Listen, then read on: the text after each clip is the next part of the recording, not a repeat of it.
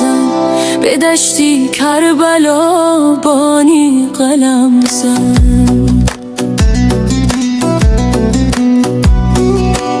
از خدا خواهم نبخشاید تو را، این چی رسمی دوستی باید تو را. تو که میدانی در قلبی منی، این همه دوری و بیمهری چرا؟ الهی در بلا بانی قلم زن، به دشتی کربلا بانی قلم زن.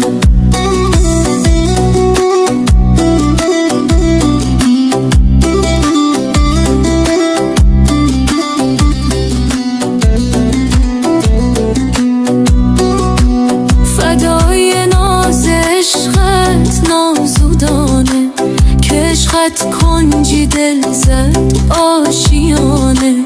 به یاد سودای مجنون ز لیلی، به یادت سوختم در این زمانی.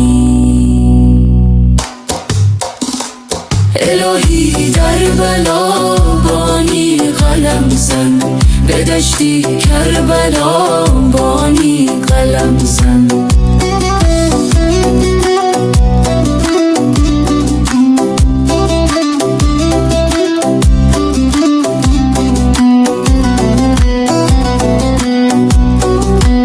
دلم تنگ است امشب بحری زاری، به روی موج گیریه تک سواری. صفای گریه های در خلوتیمو، نمی بخشم تو را که رحم نداری. الهی در بلا بانی قلم زن، به دشتی کربلا بانی قلم زن.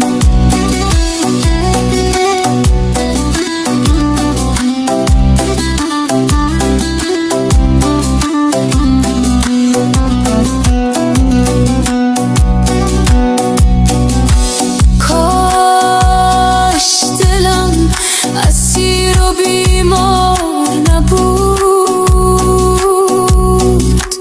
در بند نگاهی تو گرفتار نبود.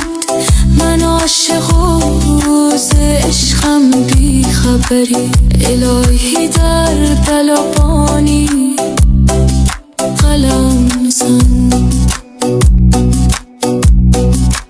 به دشتی کربلا بانی قلم زن.